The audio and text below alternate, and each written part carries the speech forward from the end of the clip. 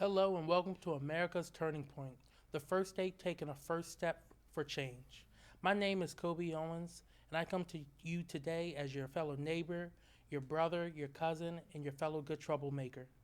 I'm very excited to have this show going on today, and we have some amazing guests. We're going to talk about the direction that America is going in right now, the events that has happened over this past week, both the historic election in Georgia and what we saw take place at Capitol Hill last night. So to kick us off, I would like to introduce you to Charisma McGee. Hi, Coby. Thank you so much for having me. My name is Charisma McGee. I am a field organizer here from Bear, Delaware, and I attend Howard University. I'm so glad to be here.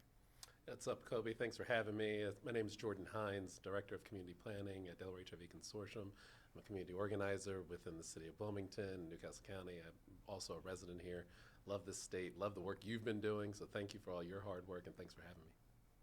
Hi, my name is Nakia Belgrave, and I'm a field organizer, and I live in Newark, Delaware, and I've been residing in Delaware since 2003. Welcome, everyone, and I'm super excited. This is just going to be a very raw and very robust conversation about where we're going in America right now. 2020, we saw a year of change. We were hit by a global pandemic that has affected so many lives and so many people. We saw the cry of the black youth take to the streets and fight for racial justice. And then we also saw one of the most historic elections of our time. More people came out to vote than ever before. So this new year, this 2020, beginning of the new session, both for Wilmington City Council, the Delaware General Assembly, and Congress, we're going to see a lot of change coming. So my first question to the group, and anyone could pick this question up, is what were you doing in 2020 that helped get us to this moment right now? Well, I started off as a field organizer for the Delaware Democratic Party, and I was assisting with getting the people of Wilmington out to vote for the council that we have now had sworn in a couple of days ago. So I'm very proud of that because I'm hoping that we can have a lot of changes, and I see this group doing a lot of good stuff. I, like many students in America in 2020, had to pack up my dorm out of nowhere and go back home, which a lot of us never expected to do. I'm from Delaware, so I ended up coming back here and immediately hit the ground running. We had mass drives, we had support to go out to the community, and then really gearing up, helping people vote and have access. So what was I doing? I was at home watching and staying, following the actual restrictions to stay at home. Made the decision to do an op-ed calling upon our elected officials to try and find resources and funds for our local nonprofits. And that op-ed was followed through with our county exec, Matt Meyer, and his chief administrative officer, Vanessa Phillips, who basically got federal dollars to do a RFP to give federal dollars out to nonprofits that are addressing this COVID issue. So I was excited to be a part of that process, excited to see an elected official follow through on that op-ed, and still working with them closely in that. Good. So I think everyone wants to hear what happened last night. What did we witness when we saw people literally scaling the walls of the U.S. Capitol? We saw members of Congress post videos of them praying in their respective chambers. We saw the officers running away from the rioters, and we saw the broken glass, the smoke, the tear gas, and everything going on. What do you think led to this moment, and where do we go from here? Necessarily, for a member of Congress, a staffer returning back to that building, what do you think they're going to have to go through? Well, first I'll say, giving acknowledgement to our Congresswoman, Lisa Blunt Rochester, who immediately went and called upon her Lord and Savior, Jesus Christ, who I also serve. I applaud her for taking, action in the moment, because prayer does work. It may not come when you want them. I ain't going to quote a whole sermon, but she definitely did that. And, I'm just, this was fueled truly by our president and his children. Starting with that rally in front of the White House.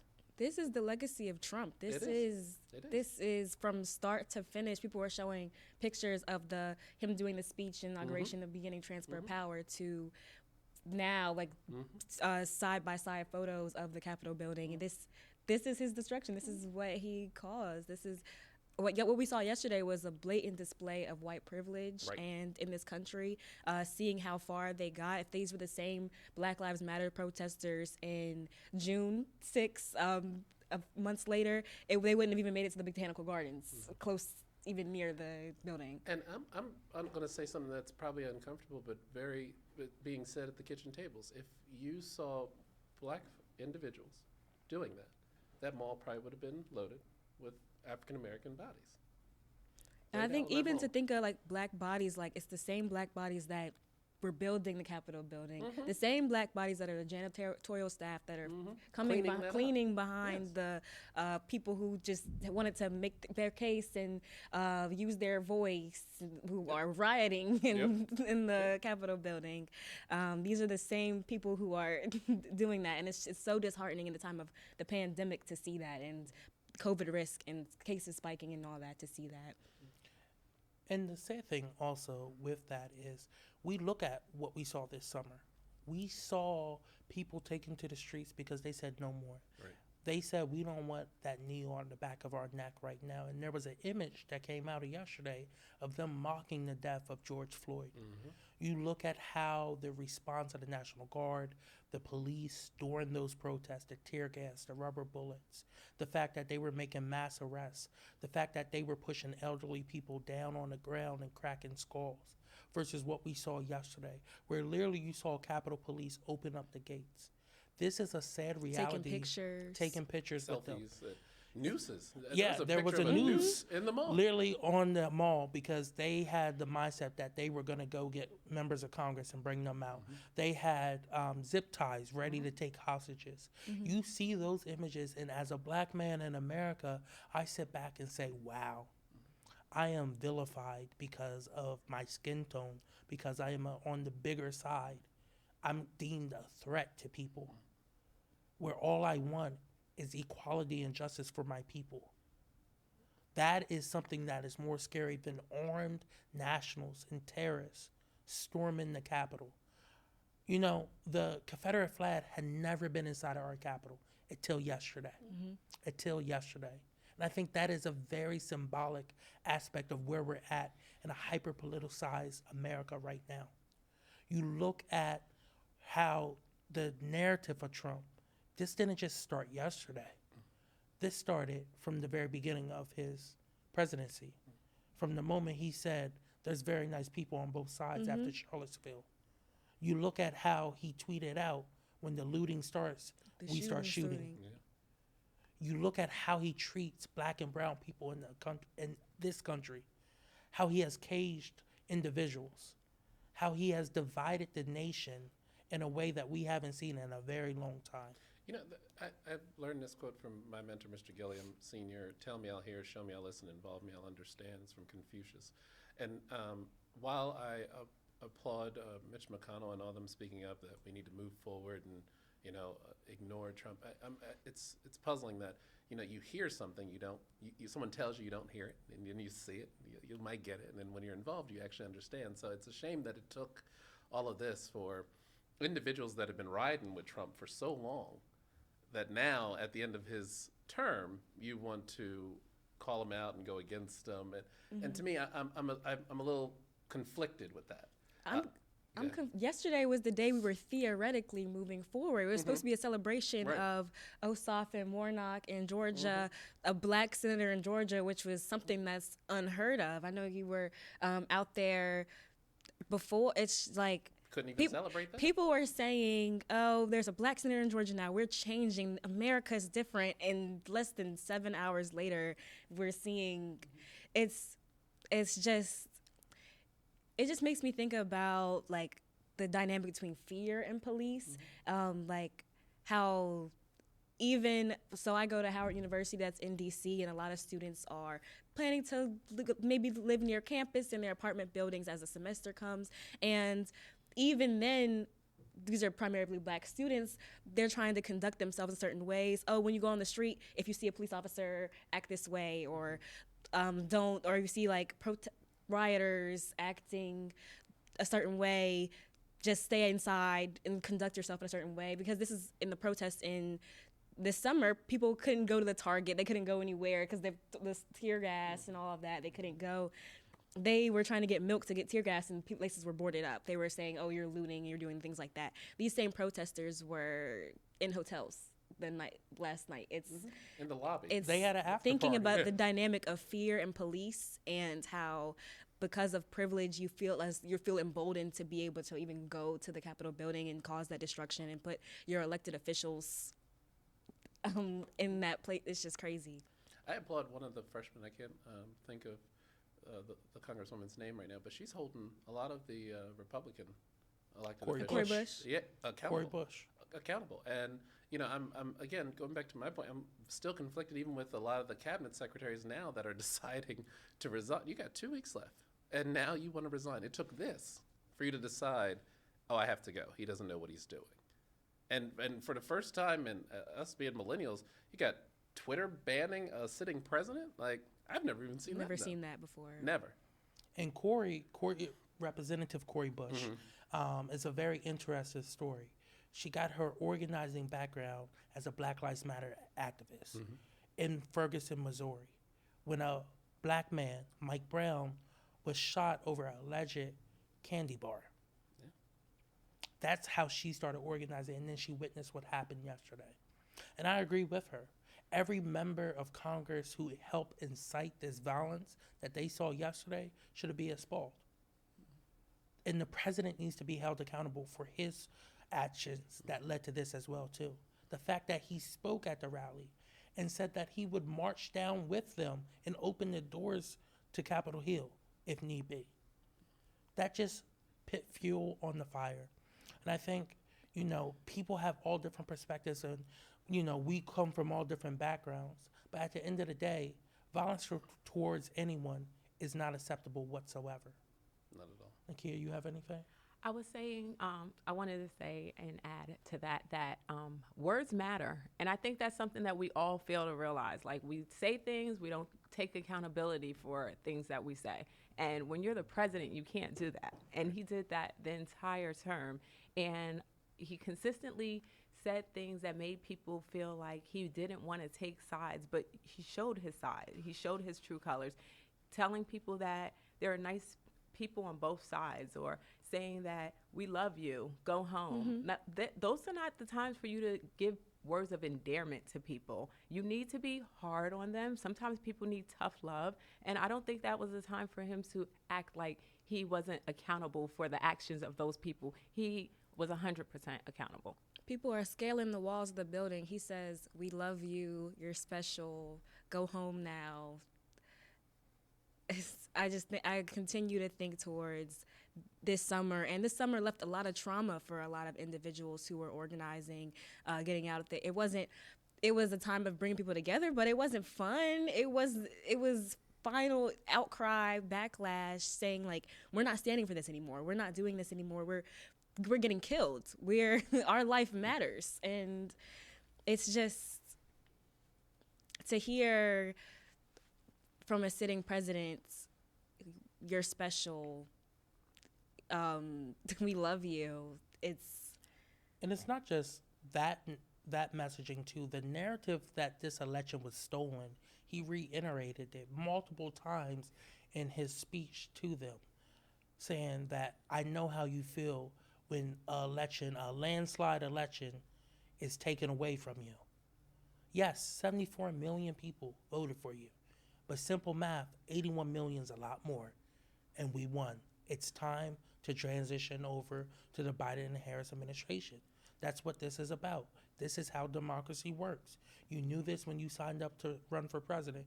I don't know if it's because he's shocked he still won 4 years later because he's still talking about the crowd size of his inauguration or what, but this is how we do it in America. Biden made a statement yesterday. Do you guys have any thoughts? Especially being in Wilmington, any thoughts about what he said or his just even his positioning and everything that happened yesterday? You know, I tend to ignore when he talks, so I don't even know what he said because I try not to give much power to someone like that. That's that ignorant. That's just me. No, he said she said Biden. Oh, Biden. Biden. I thought you said Yeah. Trump. I'm sorry. You see where I am. Biden. I was like, going in. I was like, Biden. Oh, man. I No, thought you but said Trump. I'm sorry. I did not get to see the entire speech that he gave. I was flipping back through channels, but the gist of it was, this is not America, and we need to step up. We need to show not only those people, but we need to show the world who we truly are. But my response to that is, we have to do that in a way that also holds everyone accountable. Yeah. And I completely agree with him. We need to be strong and we need to be united right now. And I think that means we have to go into a Congress, which is now completely, he has the trifecta on his side, and show what that leadership is. We can't just talk about it. We have to show them. And that means working with Nancy Pelosi, Speaker Pelosi, and Majority Leader Chuck Schumer to get things done for the American people. It starts with the COVID relief. It starts with addressing racial justice and policing. It starts with actually looking at how we can have a better healthcare system. And I think now that we were able to flip those 2 seats in Georgia, we owe them the world down there. The Georgia voters showed out like none before. This was 10 years in the making, and they said, baby, we not going back. That's literally what a lady said to me. I talked to so many voters at the polls, black, white, Hispanic, every gender. Listen, they are super excited about the fact that Joe Biden now has a Democratic Senate, and we're going to make things happen. That's what they kept saying at the polls. And now that I know you mentioned Biden, not Trump, I did listen to what he had to say, and what I applaud him and recognize what he mentioned is that yesterday did not represent America at all. He stressed that 100%. It did not, and it's proof is in the pudding for what you saw in the within the race superior race that was down there, and the cliques of those very ignorant groups, I should say, that were down there. He stressed to home that this did not represent America, and I was glad to see finally a president let the world know that, you know, we're going to restore the soul of this country once he's sworn in, him and the Vice President-elect Kamala Harris. So yes, I did listen to what he had to say. I love the fact that Biden came in and he said how he felt, but he demanded that Trump went and said something. So he did not allow him to shy away. He did not allow him to lock himself into the White House and basically entice something and then run away and act like he didn't have parts of it. He said, no, this is on you. You did this, and this is what you should be doing at this point. So it left him at a point where he had to go and say something. Even though he backpedaled the entire speech that he had, he would say things and then say things that basically rebutted what he said. But it didn't matter. He still went out there because he knew that as a leader, that's what you were supposed to be doing, because he had representation of a leader. And I'm glad that Biden is now our leader. Yeah, I cannot wait until January 20th at noon when the transfer of power finally takes place. And we can say we have President Biden and Vice President Harris, and we can actually start getting the nation moving forward. But the thing is, the Trump mindset is not going to end. The violence that has been brought to the forefront of America over these last 4 years is not going to go away. We're going to see this in our election cycle, in our politics for a long time now, because now what's happened, it's become normalized. So I think that's why it's so important to stay engaged with people, to inform people about what is going on, what policies are being enacted, and how that's going to affect their lives. I always say that the number one thing when it comes to policy making is ensure you're the most proximate to the issue is the people who are on the front line, and ensure that they are at the table with you. And I think Biden has done a good job already meeting with constituent groups, key stakeholders, and hopefully that continues throughout his presidency, because we're not seeing that right now. And I have concern, though, moving forward, knowing Trump has been doing this before his presidency, during his presidency, and I see him continuing to fuel the flames of the individuals that stormed the Capitol after. And that's my greatest concern. And that's why I'm excited to see Biden and Harris getting sworn in the next few weeks. But I hope the administration is prepared to address that. We've got to be proactive, because his Twitter fingers are not going to stop. Him just saying what's off the top of his head is not going to stop, and we got to be proactive to address that. I agree, and I also think that it's brought. I think the Trump administration, has brought polarization and privilege that has already been underlying there, and yeah,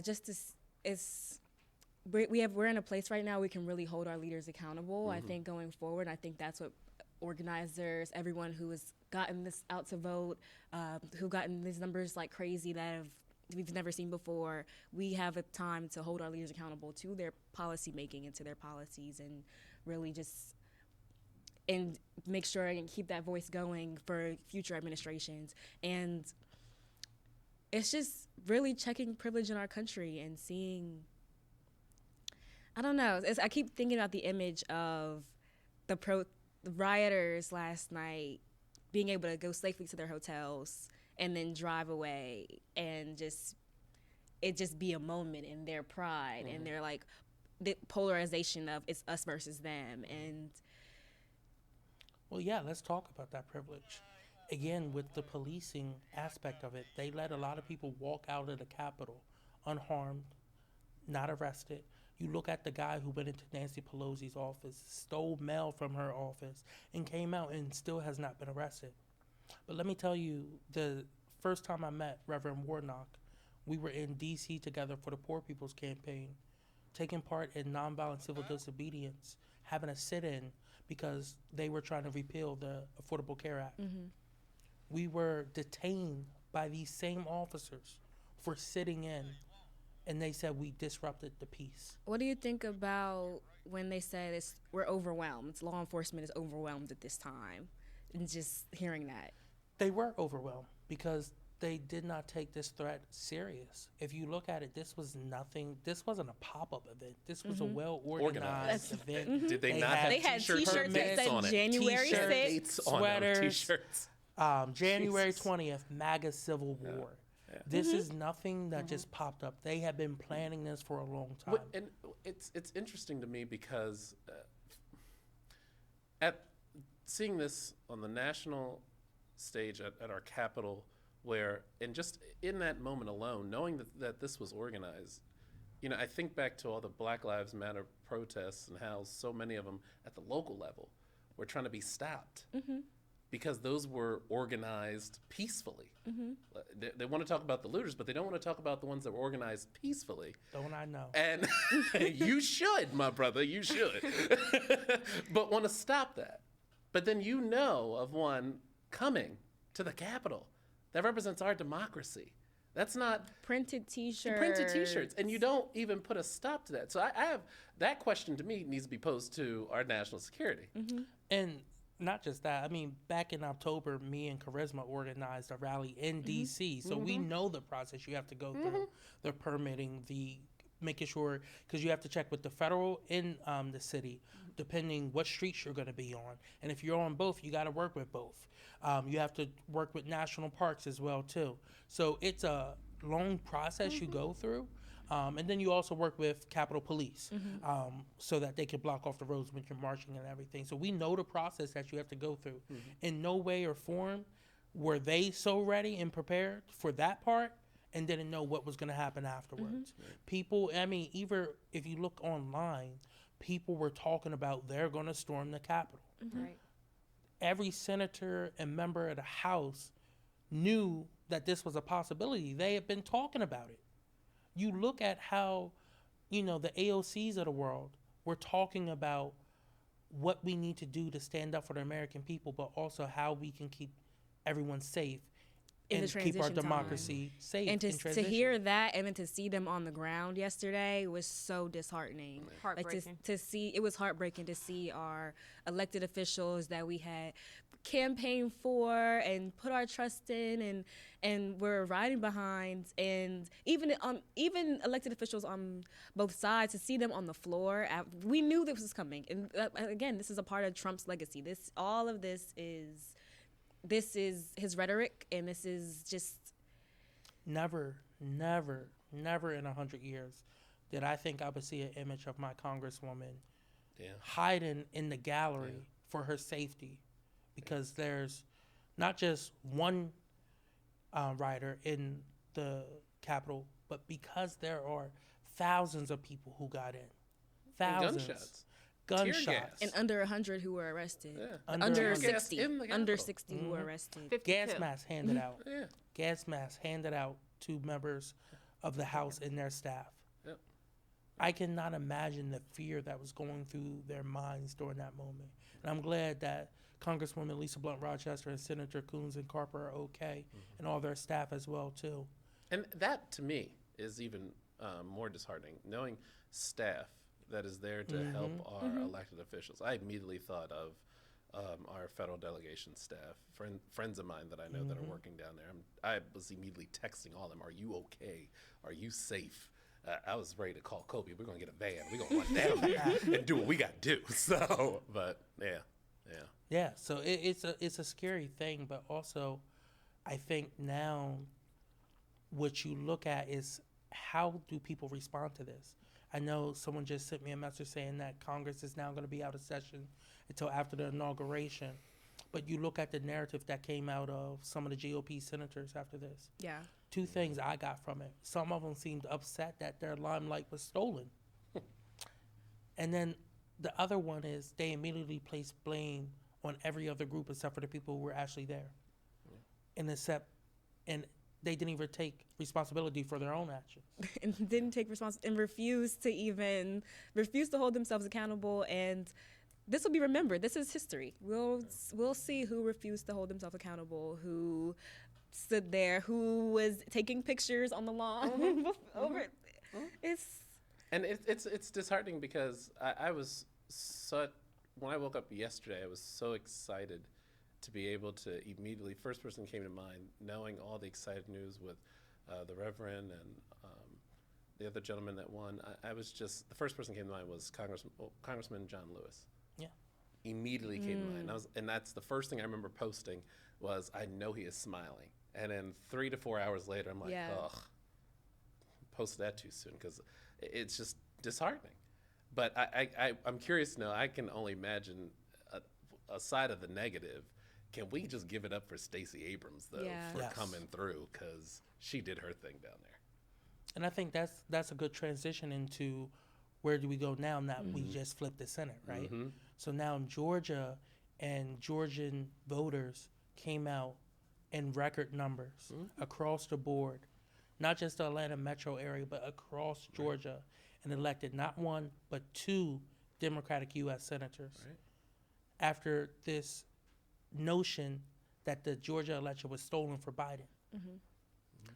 Where do we go from here? We elected the first African-American senator from Georgia, and we elected a millennial, John Ossoff, to the U.S. Senate as well, too. He's only 33 years old.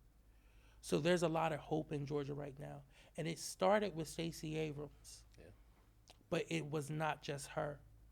Black women organizers down there all saw this as a challenge, and they said challenge accepted. They worked hard to get where we are today. And it didn't happen in the just last 2 years. This has been 10 years building. Fighting against voter suppression, fighting against the fact that DMVs were being closed, early voting places just weren't opening at sometimes. And people would be in there and be like, no, we're not unlocking the doors. Fighting all that. The fact that the voters down there were so excited to get out and vote, they were doing the job of organizers. Look, I already tested 3 people. Look, I told my whole family. I knocked on doors. Y'all not getting dinner until y'all go vote. Like, that's literally what people were saying. And I remember this one elderly lady, she said, well, I'm going back to my apartment now, but I'm going to knock on every door. I'm going to take the steps today. I need my steps in. I'm going to knock on every door in my apartment and make sure they come out and vote. That's how much this meant to her. I met a guy down there who's 57, never voted. Never voted. He voted in November. Wow. His son or grandson turned 18, and they went to go vote together for the runoff election. Wow. That is a family moment. And that's what this means. Mm-hmm. And I know, Nakia, you worked here in Delaware to ensure people were getting out to vote. So I know you understand what this means as an organizer and the effort that goes into it, if you want to speak to that. I did receive a lot of people who were on the same page as the people you spoke to in Delaware, in Georgia. In Delaware, they were very, very huge on going out to vote. They made sure, like, as soon as I spoke to someone, they would say, oh, I'm voting. And I'm telling my neighbors, and I don't care if it's COVID, I'll do rides, and I'll pick people up, and I'll canvass. And I'm like, oh, no, we're not canvassing. Please stay home and be safe. But he was like, but like, the urge of everyone wanting to get out there and make a difference this year was huge, and I loved it. It built a fire in me that made me feel like there was hope. Like, due to the fact that I saw the increase in numbers of voters, I'm like, they were just waiting. This was their time, and I'm glad that that guy went out and voted at 57 and was able to do that with his grandson. That was huge for them to both do that at the same time. Like, that's remarkable. And another thing, again, it just wasn't the campaigns running. This was a coalition, which I love seeing, a strong coalition of people from all across America. Latino Vote, the Black PAC, Collective PAC, Black Voters Matter, Fair Vote. You had all these groups, and they all understood their roles, which I think it made it very, it made it easier for us to get both of them across the finish line. You had one group who was focusing on testing and getting out the vote. You had the Working Families Party who was helping with the early voting and making sure people were bringing their ballots back. You had Joy to the Polls who were doing pop-up concerts with Neo, Rick Ross, just getting people excited about the voting and reminding them that if you go and get your little vote sticker, you get to come see these people perform in a big parking lot. You know, those are the things that engage people. You had the Vote Tripling PAC, again, reminding people, text 3 people, call 3 people and remind them to go vote. You have people who were on the ground doing field work as well too. And you know, when you went into some of these neighborhoods down there, my God, I know yard signs don't vote, but they had every yard sign that you could possibly think of. And there were people who you knew were super engaged because they had 6 or 7 yard signs, same candidate, just different style. They were just so excited about it, and they were going to remind their neighbors, look, this election's coming up. We cannot miss it. And once the early voting ended, which, again, how they did this, they did it at the end of the year where it goes through a holiday break. So therefore, polling places were closed during Christmas and New Year's. So that took away time to go vote. But yet, people reminded people, you got to get out there early. And that's why you saw such long lines leading up to it. Election day, it wasn't too many long lines because people had already voted. You couldn't find any more votes. So that's, you know, that's Georgia, and we're going to have to do it again in 2 years. Yeah. And look, if Stacey Abrams runs for governor, whatever she wants to run for, I have the first $10 for They her. would have wished that she was governor. They would have wished that she was governor and she just stopped then and there. But like we saw what her mobilization and what she did past then. I know now they would probably wish that she was governor. I think that young people needed to see this. They need to see this unfold. They need to see their elders go out and put their ballots out and have their voice. And what would you say to future voters, like future voters who are seeing this now, like even younger people who are mobilizing? I think we're carrying on this legacy, and I think we understand that now. I'm gonna go back to one point that you made, though. I'll say that it's all in God's plan. And one thing that I love about Stacey Abrams' story is that, she didn't have to be governor at that time to make the change. Her story alone shows you don't have to be an elected official to implement change. Correct. And she organized just being Stacey Abrams. And that I like that. That to me should be the encouragement to the next generation, our generation, everyone. You seeking office just to seek it, it's while that's all well and good for your aspirations, you don't have to really be in a position of political power to make change. Mm-hmm. To me, that's what she showed me, that you can be effective without being an elected official. Correct. And I'm glad that you said that because I feel like a lot of us don't want to be in a political position, but we want to see the change and Right. we want to help be a part of that change. So I just want to encourage everyone to continuously follow your heart, do what you're supposed to do because you know what's right and what you want to be your legacy. You want your children to see that, hey, I was able to do this, or your siblings or your neighbors or the kids you babysat. Those people are looking up at us right now. So this is our time to show them how things should be done because a lot of people didn't show us that we could do these things without the power. We made it more like a power thing, and you had to hold a seat in government to do these things. And it starts with the people who vote for those elected officials. We are the people with power. We're giving them the rights to speak on our behalf. And what's your why? Why are you doing it? That's one of the things that a lot of my mentors remind me of. Why are you doing this? Whatever that it is. You don't have to start big. You don't have to start small, but just answer that for yourself. Why?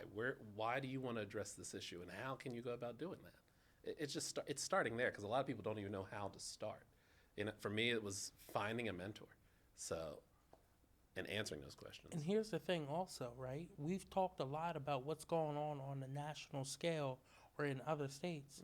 Start right at home. Right. Start in right your here in neighborhood. Wilmington, Newark, Right. Dover, Middletown. Start here in Delaware.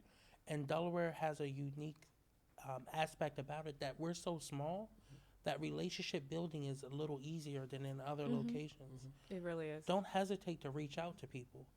Be ready to roll up your sleeves and get to work, and I guarantee you there will be someone there willing to help you out.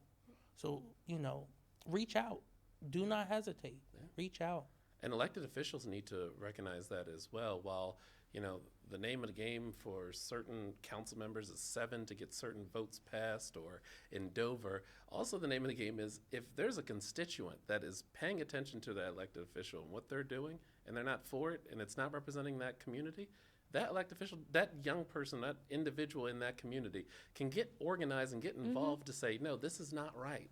So while you can play the name a game of 7 or whatever those votes are to get your legislation passed, remember, you still have to represent your people, and that needs to be a part of your count to get certain things passed, and making sure it represents your district, who you're representing, not just amongst that cohort of colleagues that you're trying to get things passed for. I agree. Well, everyone, this has been an amazing discussion. I look forward to having more with you. Do you want to close it out? Anyone have any closing remarks before we wrap it up? I just want to say thank you for bringing me. I feel so,